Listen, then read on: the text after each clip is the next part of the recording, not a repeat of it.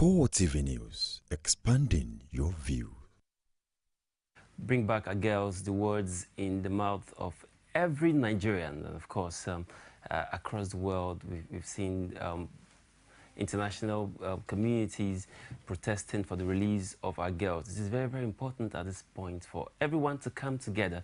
It is Nigeria's turn today. It could be Cameroon tomorrow. We have to fight terrorism. Welcome to Core Digest. My name is Brownson and I'm still here with Gift Ogete. Gift, thanks for staying around. Ooh, thanks for being there with us and being patient through the break. Welcome back. We still have 2 hours to roll together. It's a longer period. All right, joining us on this second segment of the program, I have Kenneth Olisa. He's a chartered accountant as well as an economist. He'll be joining us together to look at some of the issues bothering the nation, as well as Victor Ohai. I hope I got it right this time. Public affairs analyst. Good morning. Thanks for being on Core Digest this morning. Thanks so much. Good morning, and thanks for having us. Good to have you. Good to have you. And of course, it's normal news. Yesterday there was a protest in Oyo and Osun states, and of course, I think a particular state in the north, Kaduna precisely, had a protest. We've been seeing a series of protests saying same word, chanting same word, bring back our girls, bring back our girls. But however, do you think this protest has really yielded the kind of result? Let me start with you, Kenneth, Mr. Kenneth. Yeah, no result. We don't have the guess. So you cannot say that except the tension is just maybe to awareness. But the ultimate desire of everybody is to the girls. If this protest can yield the girls physically, yes, we can say how it is.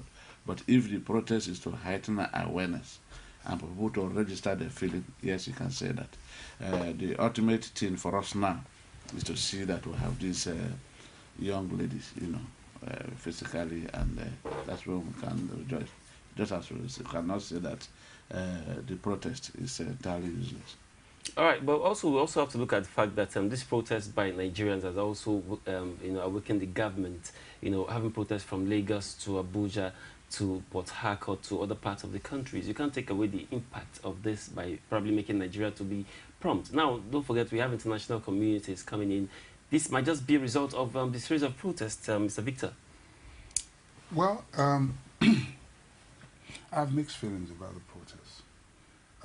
First of all, I like the fact that it has raised awareness. It's gone viral. I mean, I saw a picture in social media last night of what's her name now? Obama's wife. Obama's wife holding "Bring Back Our Girls" placard. So it's gone viral, which is good. A lot of awareness has been generated. To that extent, great. But I see a lot of hypocrisy as well. I mean, a day or two. I mean, just a couple of days ago, over 300 people were killed. No one is talking about it. What you see is just people cashing in on this and seeking cheap publicity. They're not looking for, I mean, we need practical solutions. If those girls were murdered, it would have ended at condemnation, and that would have been the end. I'm glad that it is, the fact that we don't know whether they're alive or dead is keeping the struggle alive. And like the president said yesterday, that he believes that this will mark the end of Boko Haram. There's an outrage globally. But across the nation, I see too much hypocrisy. A lot of the people that are doing it are just looking for political relevance, seeking political leverage and all that, and they're coming there to be seen to be protesting. But the thing is, in the same breath, they're being quiet about 300 other human beings that are killed, murdered in cold blood. And this is happening every day, And the question I'm asking is, what's the difference between the 300 that were killed about a week or two after, and the 300 that are still alive? Don't get me wrong. It's a terrible thing that these girls were kidnapped. It's a terrible thing that they are, we don't know where they are, that they are girls as well. They're from one community and all of that. But what about the other killings? Now, suddenly we're getting the leadership from the north talking about, say, oh no, I mean, when we're talking about foreign intervention, I don't mean to preempt you, but I just want to make reference when I talk about all of this later. But they now say, no, don't let the foreign troops come in, they might kill the girls. It was okay for the 300 others to have been killed, okay? Oh, they might kill this 190 something girls left, or maybe 200 and something. Of course, you know, some have been rescued. That's why I'm mentioning that number. Maybe 200 and something girls still left. They might kill them. Let's negotiate with them. Oh, so you could negotiate with them all along. Oh, there was an opportunity to talk all along, but perhaps because of politics, people selectively decide what to talk about. What's the politics that you're seeing in this? As it has to do with the fact that, okay, it's because some girls are missing and a lot of people are coming out to protest, and not because no, that's not what I'm saying. Okay, I'm looking at 300 and I'm looking at the girls. How many of those people who are talking now have talked about the 300 that were killed not long after? I mean, think about it. Is one life more important than any other? That's the point I'm making. I'm saying this is something that's been going on for so long. Now, with the foreign help coming in, do you see it as a positive thing? In the same breath, I'll say yes, and I'm not saying no, but also I'm a little uncomfortable. Yes, because it's about time. The world has played the ostrich for so long, and they've been, you know, hypocritical about what's been happening in Nigeria for so long. I mean, a life anywhere is like a life anywhere else, okay? Sure. And now they're doing this because, you know, of the mounting pressure through social media. And it's going to be, I mean, for them to sit down like that, people are asking them questions. Even in America, there are protests. And so the president is compelled to act. It's the reason they're acting.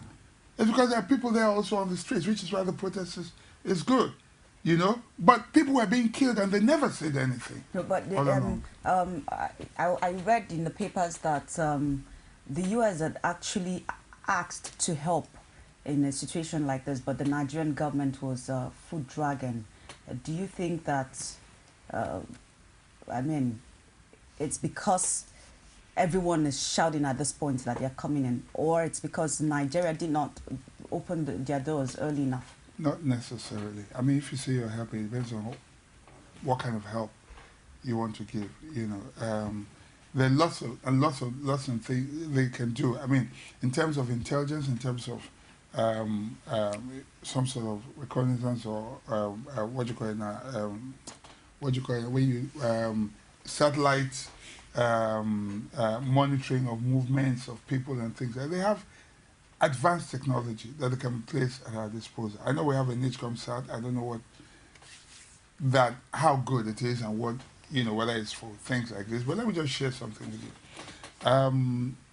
I just came back from a trip recently, and there was something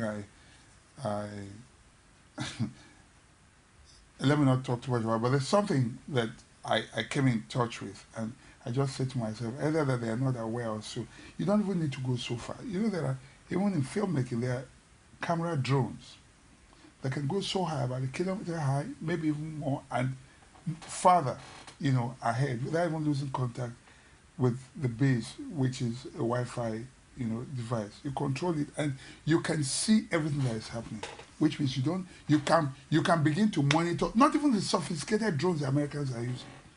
You can begin to monitor, either they are not aware or they are probably not using them. There are lots of things you can use to go. My problem is that I suspect there's a conspiracy of silence. What is happening is convenient for some people. Mr. Olise, do you agree? There's a conspiracy of silence. No, it's not as if there's conspiracy of silence. There are a lot of things, I think, that are involved in this.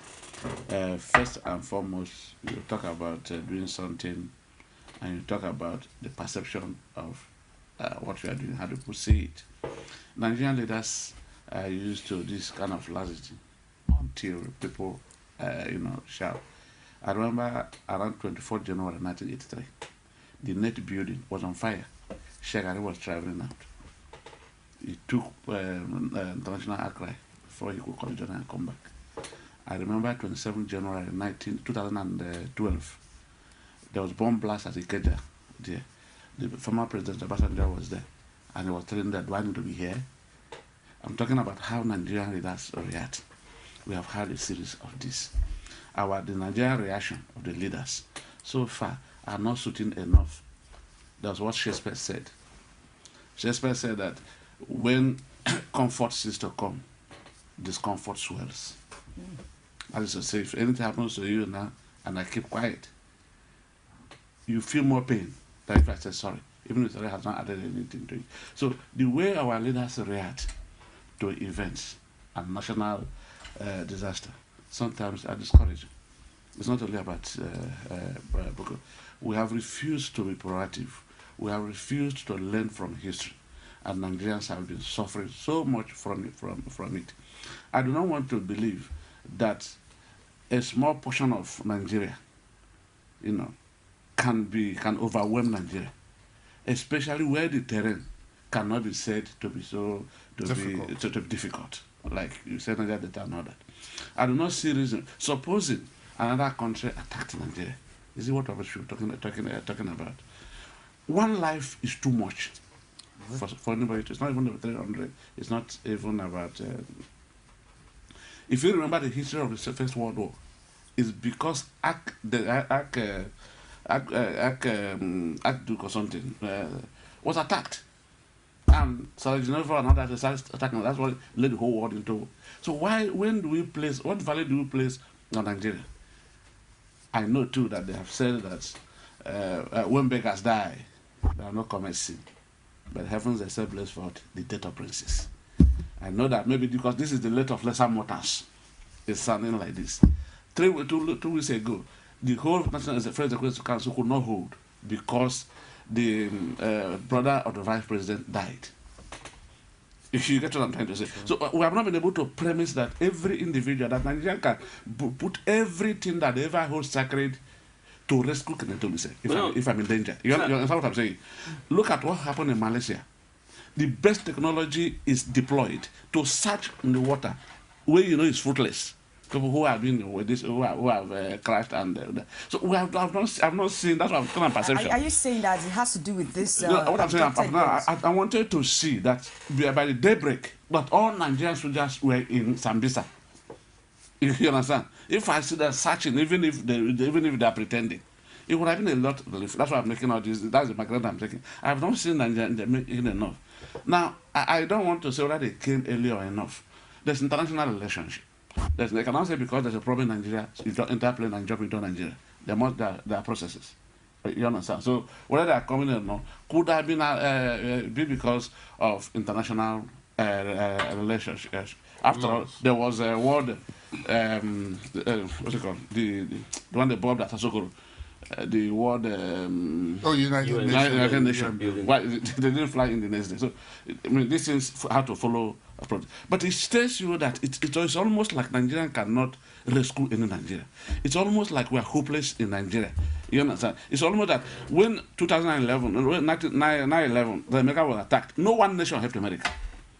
When the Hurricane Katrina, no one nation, not even relief, nobody gave a grain of rice. Mr. Kenneth, are you saying it's wrong for Nigeria to have asked for foreign help at this point?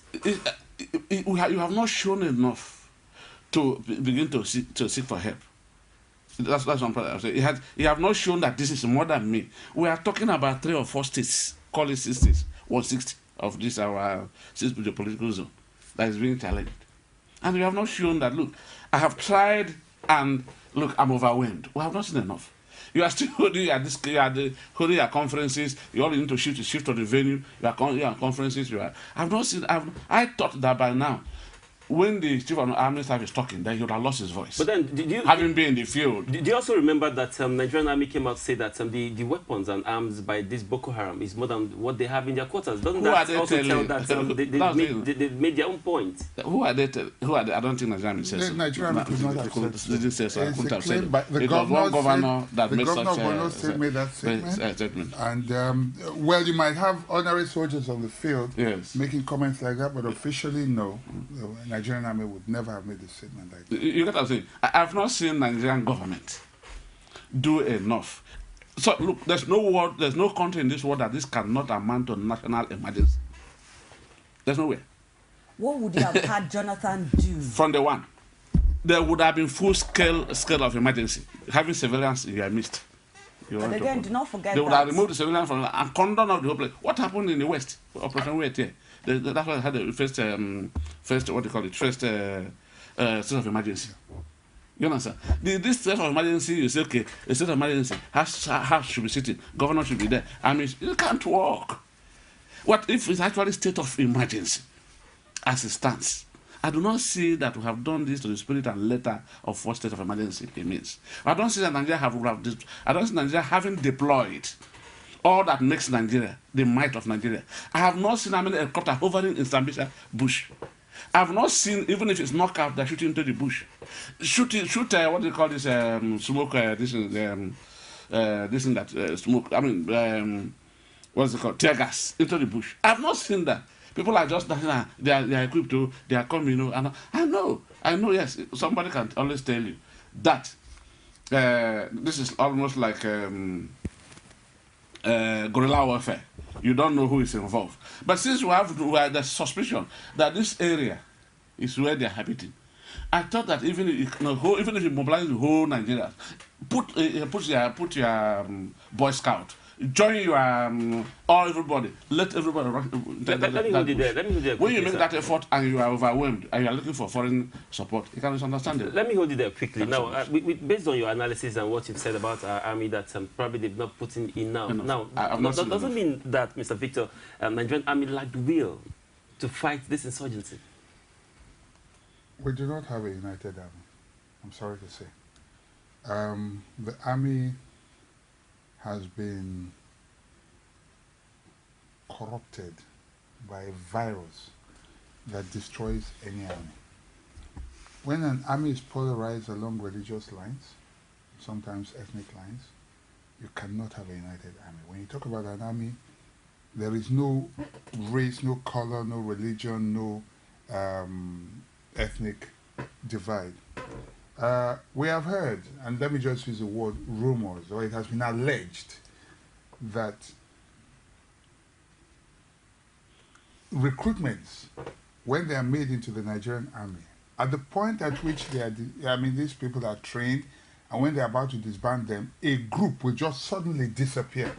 They're not going with any arms or anything, but you know what they needed the most? Training. And they have acquired those trainings.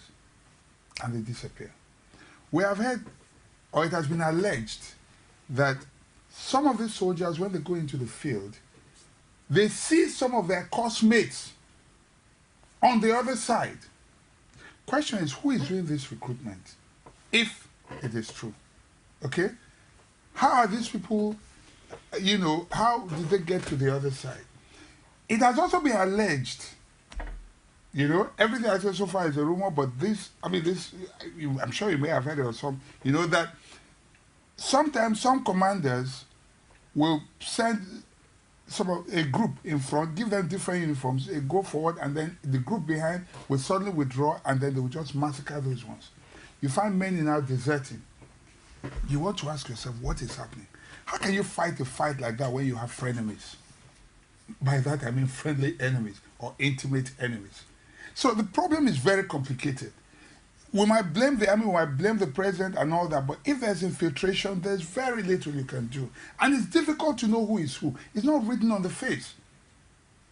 Let me take you back to what Mr. Lisa said. He did say that President Goodluck Jonathan from day one should have declared a complete state of emergency in the troubled states. Now, considering our democracy, considering a whole lot of factors, do you think that that would have been a right move in the first place? With the benefit of hindsight now, yes. What he was doing at the time was, okay, look, I don't want to rock the boat. I want to take control, but I don't want to remove you. He was playing politics. He didn't want to see it like he was trying to remove. But there are times when you've got to be decisive. That's an important quality of leadership. With the benefit of hindsight now, that should have been done just the same way Obasanjo did it. So get them out of the way and put people who can really do the job in place, and then let them have a clinical finish to this whole episode. Go in there like a war, treat it like what it is, decisively. Right now, what you find is that the commanders on the field are doing one thing, the governors are protesting, and they're saying different things, and there are conflicts and all of that. And so it's creating more confusion. So to answer your question, with the benefit of hindsight, yes, he should have been more decisive. He should have removed the existing structures and put a war-like structure in place to treat the issue with the level of severity and seriousness that it deserves. Now, I saw a story on the pages of a particular dailies, and of course, I think the French government criticizing the Nigerian government for being slow in their approach of tackling the insurgency. Would you want to agree with that? Yeah, yeah. Well, slow, even in tackling, slow in alliance. Even the alliance I have now is wrong. America has little to do for you now. What are we having? The Zambia is bordering Cameroon and Chad. Their immediate alliance now is to have a relationship with Chad and Cameroon, because this is where these people have the knowledge of the local terrain. Getting America to come now, stay in Abuja and begin to draft, of course, it only gives psychological fear. Oh, that superpower had come. But I think we have not done enough alliance with the nations that, because look, I heard that some of the people they caught are not even Nigerians. Some of them are Chadians. So when I catch 5, 6, 7 of your people, say, look, this is the last warning. If you come again, I'm going to invade you, because it means you send them. You understand? Otherwise, let us all put that together to tackle this problem. But I will not sit here and you allow my people. Remember what happened in Buhari in 1983? Where this man was there in Chad, and they were killing Nigerians. Buhari loaded this, and I went to Chad. You remember? And invaded the place.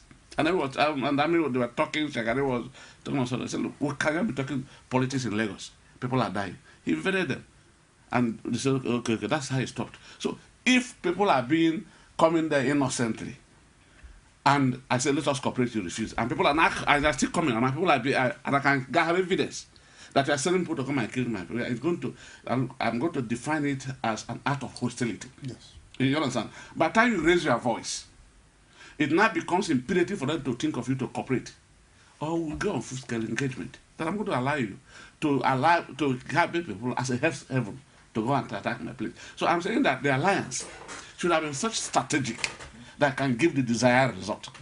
Number 2, before you talk about alliance, the first thing to do is to close the borders. Anybody coming from that place is a legitimate target. You close the borders first. Close your gate. I'm being attacked. You understand? You cannot hear that maybe I'm robbers here. You leave your gate. We are negotiating. I thought Nigeria should close the border with Cameroon, close the border with Chad, close the border with Niger. We're in a state of emergency. I'm locking up my system to find where the problem is coming. When you have taken this decision, things you begin to see where they're coming to. I have been to Gambur and Gala. From there you can cross to Cameroon. The difference between Gambur and Gala is not from here to the next room. It's just the same place, just one small this stream that came from China. So you won't know who is who. But if you shut down the place, everybody knows that anyone who's coming from this place is an illegal immigrant. And it's a legitimate target if anything happens. You understand? So I don't think we have not taken these steps. That's what I'm talking about, perception. When these steps have taken, that we have cried out, when in 1983 Nigerians were not having jobs and a problem, Shagari locked up the border and asked Ghanaians to go. It takes whatever divide you have, it takes that you see that I'm having a problem here and I have to solve my problem. If Nigeria is having a problem and we're having people coming from next, and there's ease movement, seamless movement across the border, and you have not taken steps to cross the border, you have not shown enough feeling. You have not shown enough motion. Let's go back to the abducted girls and the fact that we are having a foreign intervention at this point. Yes. We have France, Britain, United States, and the latest to join is China. Yes. Well, a lot of people are saying that this is coming rather too late. The girls, over 200 girls were abducted on the 14th, and how are we so sure they're in Nigeria and all of that? Well, that is really not the issue. Now, let's look at all these countries coming in to help. What's the implication? There are speculations that, nothing goes for nothing. If they are coming to help us, what are we giving in return and all of that? What's your take, Mr. Okay? The question is, what are we giving up in return? Not what are we giving in return. You're going to be opening up your your security apparatus. You're going to be opening up sensitive areas because they need information to work. And sometimes if they have other interests, when they step in, it's not the coming in that is a problem, it's the living, that is a problem. This is coming a little late. No one knows exactly where these girls are now. For all you know, they may not be in the same place. They may be scattered as white. I don't know how it is we're going to be able to assemble and bring every single one of them back together.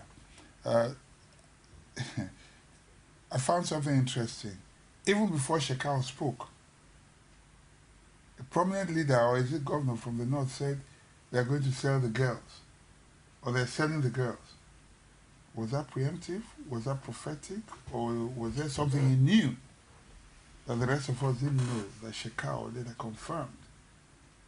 And I think he said for 2000 at the time, the person, and then Shekau came out later with a video to say he was going to sell these girls.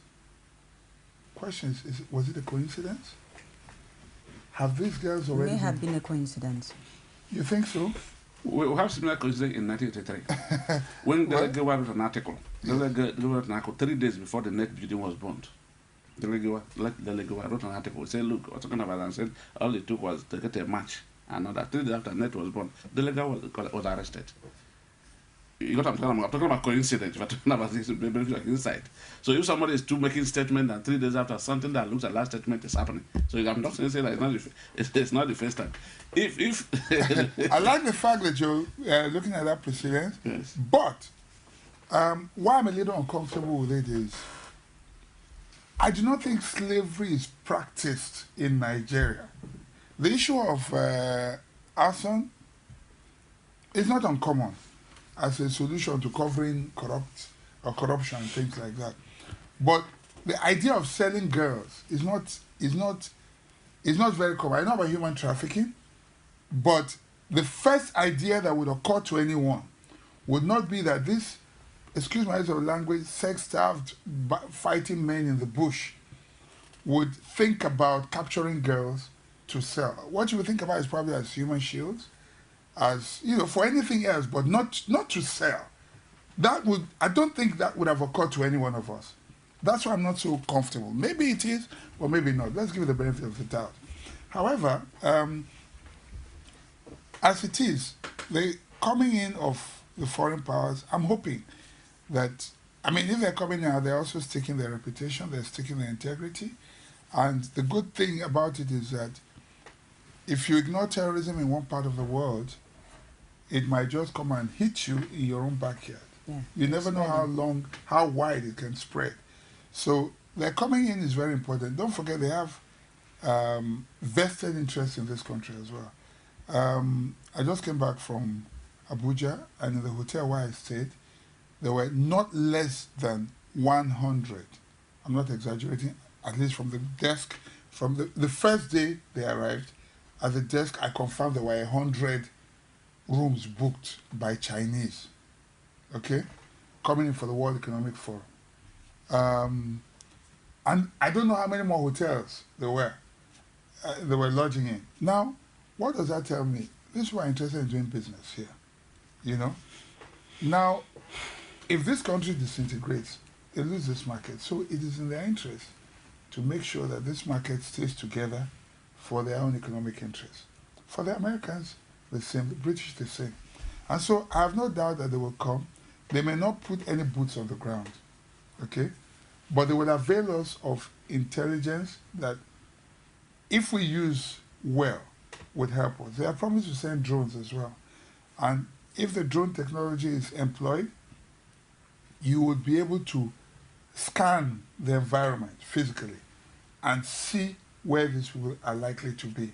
And if you're able to scan and see where they are, hopefully, if you capture a few of them, you might be able to get information that might lead somewhere, hopefully, that might end what's happening. Like what happened in the case of, it took a while, but eventually, Osama bin Laden, in spite of the fact that he was hiding somewhere, a place he thought was a comfort zone, eventually they got him. It was only a matter of time. I'm sorry, sir. I have to hold you there. We have to take this break for the news on the hour. And, of course, a lot of questions still left to be answered. Where are the girls? Are they in Nigeria? Are they in Chad? Are they in Cameroon? Recent reports, Cameroon have distanced themselves. And, of course, their government have said that the girls are nowhere in Cameroon. The Chadian government, as well as the Nigerian government, have also made comments that the girls are not in their territory. Where are the missing girls? We'll be finding out. And of course, don't forget the international intervention is still around. What do they stand to benefit for helping Nigeria? We'll be discussing all of that after the news on the hour. Stay with us. We'll be back. From time immemorial, women have birthed life, shaped character, and by extension, influenced the society. Moremi of Ife, Emotan of Benin, Queen Aminat of Zaria, all women of influence and power. Whether it's before election, after election. How ironical. Women being so powerful, yet have few grounds in decision making. They see you as a wife, and I see you as a wife to a man. We are talking women in politics. A woman will be bold enough to stand up and say, I want to become president of Nigeria. Only on Core TV News.